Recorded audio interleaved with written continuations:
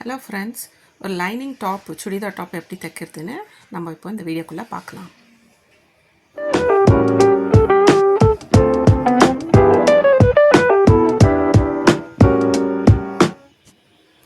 பாருங்கள், மேல் துணியும் பின்ன லைனிங்கும் நம்ம ஃபஸ்ட்டே கட் பண்ணி வச்சுருக்கோம். மேல் துணி எவ்வளோ இருக்குதோ அவ்வளோவே ஃபஸ்ட்டு ஷோல்டர் இது எல்லாமே லாங் ஸ்டிச் பெரிய தையல் போட்டுக்கணும்.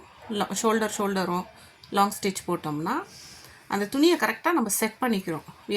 we are going to set that fabric like lining and the main fabric ரெண்டுமே ஒன்றா செட் பண்ணிக்கிறோம். ஃபஸ்ட்டு ஷோல்டர் அடிக்குவோம். அடுத்து ஷோல்டர் ஆகிட்ட பிறகு நம்ம என்ன பண்ணுவோம்னு சொன்னால், நம்ம நெக் பார்ட், ஏன்னா நெக் பார்ட் கூட ஆல்ரெடி கட் ஆகிட்டு இருக்குது. ஸோ அந்த நெக் பார்ட்டை கூட ரெண்டும் துணியும் சேர்த்து வச்சு டுகெதர் ஒரு லாங் ஸ்டிச் போட்டுடலாம். ஸோ அடுத்து இந்த பாட்டம் லைனிங்கு வந்துட்டு ஃபஸ்ட்டு டபுள் ஃபோல்டு பண்ணி தைச்சிடலாம்.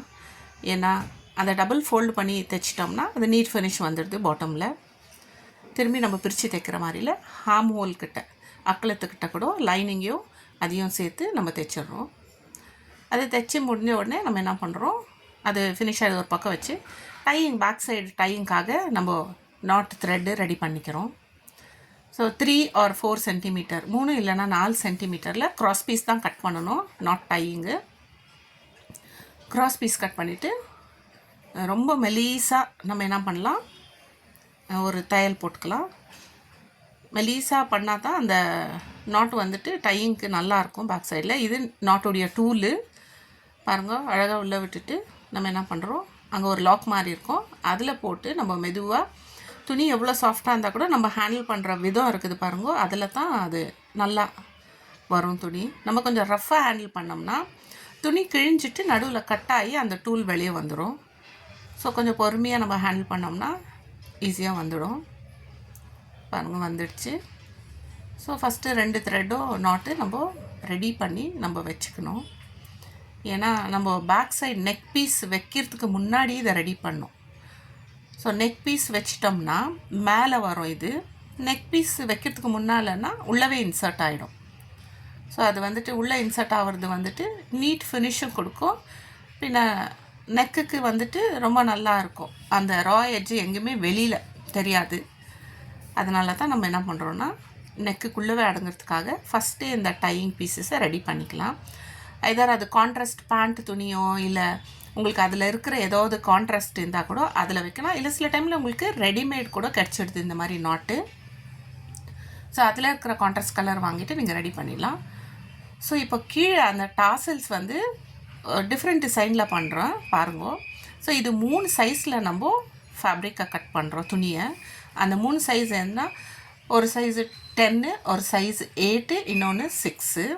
ஸோ 4 பக்கமாகவே அது ஒரே சைஸ் இருக்கணும். 3 பாருங்க கொஞ்சம் டிஃப்ரென்ஸில் ஒன்றுக்கு மேலே ஒன்று அடுக்கி ஃபஸ்ட்டு ஒரு தையல் போட்டுடுறோம்.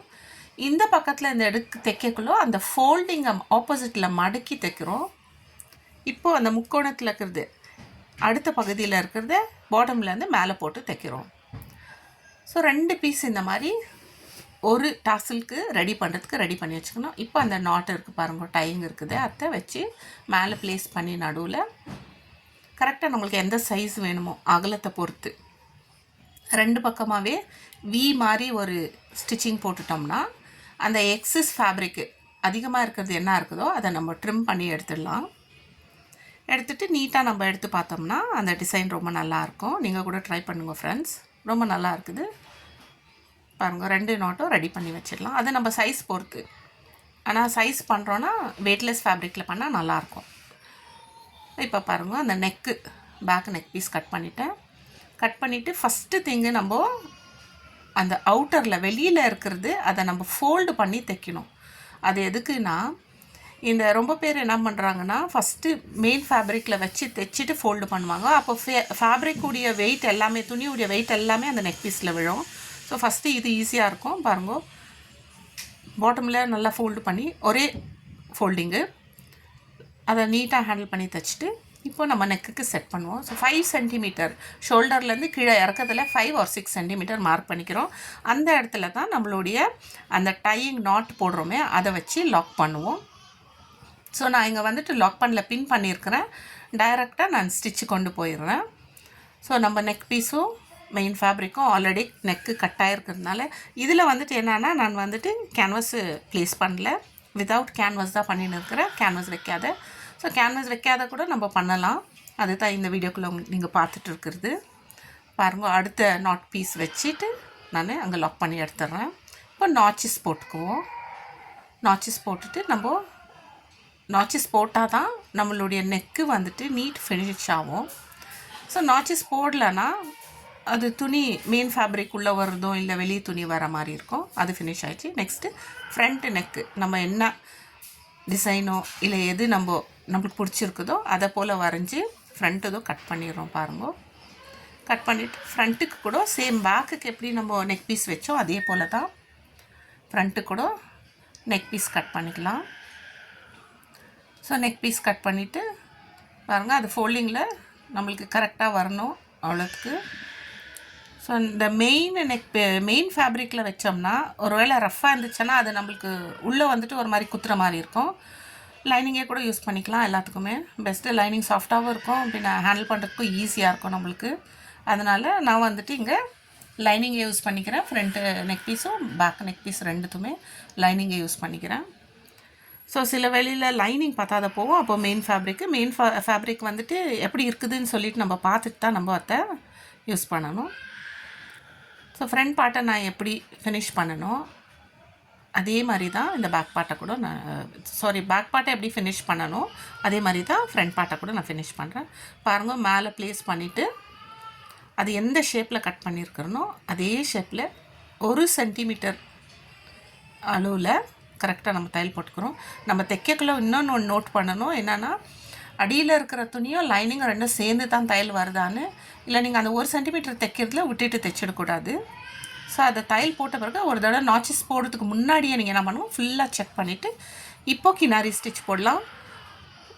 கினாரி ஸ்டிச் போட்டுவிட்ட பிறகு இந்த நம்ம தைச்சிருக்கிற அந்த நெக் பீஸை அதோடு சேர்த்து ஒரு தையல் போட்டுடலாம். பாருங்கள், தையல் போட்டுட்டோம்னா அடங்கிடும். தையல் போடலாம், இல்லைனா நம்ம அயன் கூட பண்ணிக்கலாம். ப்ரெஸ்ஸிங் பண்ணோம்னா ப்ரெஸ் கொடுத்தோம்னா நீட்டாக நெக்கு ஃபினிஷ் ஆகிடுது. இது எதுக்குன்னா நம்ம கேன்வஸ் இல்லாமல் கூட பண்ணலான்றதுக்காக தான். பாருங்கள், பேக் பார்ட் வச்சாச்சு. இப்போ மேலே நான் ஃப்ரண்ட் பார்ட்டை ப்ளேஸ் பண்ணுறேன் ஆப்போசிட் சைடில். ஸோ அது ஆல்ரெடி தைச்சிருக்கிறதுனால பேக் பார்ட்டுடைய நெக் பீஸ் எடுத்து ஃப்ரண்ட் பார்ட் மேலே மூடிட்டு 1 சென்டிமீட்டர் டிஃப்ரென்ஸில் நான் தைக்கிறேன். பாருங்கள், இப்படி நீட்டாக வரணும். ரெண்டுமே ஒரே சைஸு. ஸோ ஒரே சைஸ் வந்துச்சுன்னா நம்ம ஃபினிஷிங் கூட நல்லாயிருக்கும். இந்த எக்ஸஸ் ஃபேப்ரிக் என்ன இருக்குதோ பக்கத்தில் கொஞ்சமாக ஒரு 1/2 சென்டிமீட்டர்லையோ இல்லை 1 சென்டிமீட்டரில் அதிகமாக இருக்குது, லைட்டாக ட்ரிம் பண்ணிடலாம். 2 ஷோல்டருமே ஸ்லீவ் அட்டாச் பண்ணுறதுக்கு முன்னாடி ஒரே மெஷர்மெண்ட்டில் நம்ம மெஷர் பண்ணிக்கணும். எதுக்குன்னா ஒரு ஷோல்டர் பார்ட்டு அதிகமாகவும் ஒரு ஷோல்டர் பார்ட்டு கம்மி ஆகக்கூடாது. ஸோ இது தான் நெக் பீஸ். பாருங்கள், இந்த நெக்கு பீஸ் இது ஸ்லீவு இப்போ அட்டாச் பண்ணுறேன். ஸ்லீவ் வந்துட்டு ரெண்டுமே நீங்கள் என்ன பண்ணுறீங்கோ ஒரே மாதிரி ரெண்டுமே ஒன்று ராங் சைடு இல்லை ரைட் சைடு வச்சுட்டு நம்ம அதை எக்ஸஸ் என்ன இருக்கிற ட்ரிம் பண்ணி எடுத்துட்டு இப்போ பாருங்கள், ஒரு 2.5 சென்டிமீட்டர் டிஃப்ரென்ஸில் ஃபோல்டு பண்ணிவிட்டு front sleeve arm round shape நான் கொடுத்துட்றேன். இது ஃப்ரண்ட் பார்ட்டு நாச் போட்டுக்கிறோம். சென்டரில் கூட நம்ம நாச் போட்டுக்கிறோம். இப்போ நம்மளுடைய பாருங்கள் அந்த ஷேப் வந்துடுச்சு. ஷோல்டர் பார்ட்டில் நம்ம அட்டாச் பண்ணுறோம். ஸோ ஃப்ரண்ட் பார்ட்டுக்கு நாச் போட்டிருக்கிறது தான் ஃப்ரண்ட்டில் வரணும். அடுத்த நாச்சு கரெக்டாக 2 ஷோல்டருமே ஜாயின் ஆகிற இடத்துல எப்போவுமே தைக்கிறதுக்கு முன்னாடியே நம்ம என்ன பண்ணணும்னா ஒரு தடவை செக் பண்ணிடணும். ஸோ பாதி தைச்சிட்டு அப்புறமா இந்த பக்கம் பத்தலை அந்த பக்கம் பத்தலைன்றதை விட நம்ம கரெக்டாக ஒரு வாட்டி கட்டிங் போடக்குள்ளே செக் பண்ணலாம். அடுத்த வீடியோவில் நான் அது கூட எப்படின்னு உங்களுக்கு காமிச்சு கொடுக்குறேன். அதே போல் ஸ்லீவ் அட்டாச் பண்ணுறதுக்கு முன்னாடி கூட ஒரு தடவை செக் பண்ணிடலாம். ஸோ கரெக்டாக வந்துடுது. நம்ம கட்டிங்கு கரெக்டாக இருந்துச்சுன்னா ஸ்டிச்சிங் கூட கரெக்டாக இருக்கும். அண்டு தைக்கிறது எல்லாமே 1 சென்டிமீட்டரில் பாருங்கள், அந்த அண்டர் ஆர்ம் கிட்ட 2 ஸ்டிச்சிங்கும் ஒரே இடத்துல மீட் ஆகணும். அப்போ தான் நம்ம ஸ்லீவ் கூட பெருசாக சின்னதாகாது. ஸோ இப்போது நம்ம பாடி ஃபிட் பண்ணுறோம். ஹாஃப் ரவுண்ட் ஆர்ம் மெஷர்மெண்ட் என்ன இருக்குதோ அது, நம்மளுடைய செஸ்ட் மெஷர்மெண்ட் என்ன இருக்குதோ அதை ஹாஃபாக பண்ணி எக்ஸஸாக இருக்கிறது 4 சென்டிமீட்டர்ஸ் அதையும் வேஸ்ட் ரவுண்டுக்கிட்ட அப்படியே லைட்டாக ஒரு டாட்டட் லைனில் நம்ம ஒரு மார்க் பண்ணிக்கிறோம். இப்போ பாருங்க, ஸ்லீவ்லேருந்து அண்டர் ஆர்மு, அது அண்டர் ஆர்முன்றது ப்ரெஸ்ட் லைனில் கூட சேருது. அந்த இடத்துலேருந்து வேஸ்ட்டுக்கு வருவோம். ஸோ ஹாஃப் ரவுண்டாமல் என்ன இருக்குதோ அங்கத்துலேருந்து பாருங்க அண்டர் ஆர்ம் கிட்ட வேஸ்ட், அடுத்து வேஸ்ட்டுக்கு அப்படியே நம்ம டாட்டட் லைன் பண்ணிட்டு இருக்கிறோம் இல்லைங்கோ, அந்த டாட்டட் லைன். நெக்ஸ்ட்டு அந்த ஸ்லிட்டு ஓப்பனிங் எங்கே வருதோ அந்த இடத்துல வந்து 2 சென்டிமீட்டரோ இல்லை 3 சென்டிமீட்டர் விட்டு நம்ம என்ன பண்ணுறோம், லாக் பண்ணிவிடுவோம். ஸோ லாக் பண்ணிட்ட பிறகு ஸ்லிட் எப்படி தைக்கிறதுன்னு பார்க்குவீங்க. ஸோ இந்த எக்ஸஸ் என்ன இருக்குதோ ஃபஸ்ட்டு எப்போவுமே ஸ்டிச்சிங் போட்டுக்குள்ள டபுள் ஸ்டிச்சு போட்டுடலாம். ஸோ பாருங்கள் பாட்டம்லேருந்து தைச்சிட்டு வரேன் அந்த ஸ்லிட்டு. ஸோ பாட்டம்லேருந்து அந்த ஸ்லிட்டு தைச்சிட்டு வந்தோம்னா நீட்டாக வந்துடும். ஸோ அந்த ஃபோல்டிங்கு நம்ம கையில் பிடிக்கிறதுல ஃபோல்டிங்கில் தான் இருக்குது. அதை நம்ம இழுத்து பிடிக்காத ஸ்டிஃபாக வரும்னு சொல்லிட்டு இழுத்து பிடிச்சோம்னா அந்த ஸ்லிட்டு வந்துட்டு என்ன ஆகுனா ஒரு மாதிரி கோணலாக கர்வாக வந்துடும், ஸ்ட்ரெயிட்டாக நிற்காது.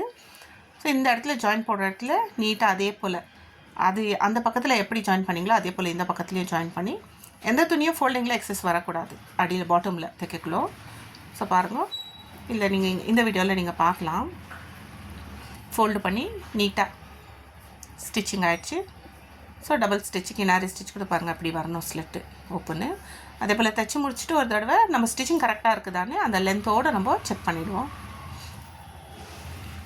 இப்போ வந்துட்டு நான் என்ன பண்ணுறேன்னா பின்னால் ஃபிஷ் டாட் பிடிக்கிறேன். ஸோ நம்ம வேஸ்ட் ரவுண்டு கரெக்டாக பாதிக்கு மார்க் பண்ணிக்கிறோம் ஈக்குவலாக. ஸோ மிடில் மேலத்துலேருந்து ஷோல்டர்கிட்டேருந்து ஒரு 25 இல்லைன்னா ஒரு 25 இல்லைன்னா ஒரு 28 சென்டிமீட்டர்ஸ்க்கு மார்க் பண்ணிவிட்டு அங்கத்துலேருந்து நம்ம வேஸ்ட் ரவுண்டு.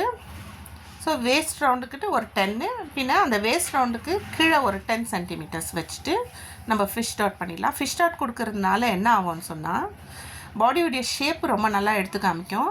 பேக் சைடில் சிலருக்கு வந்துட்டு இந்த பேக் சைடில் இடுப்புக்கிட்ட பார்த்திங்கன்னா ஒரு மாதிரி பள்ளமாக இருக்கும்.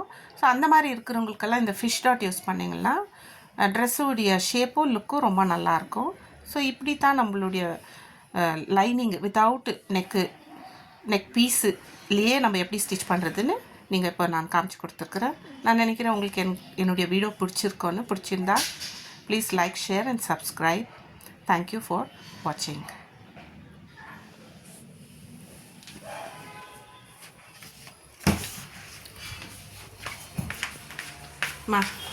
டைம் ஆச்சு, எங்கே போயிட்டோம்மா?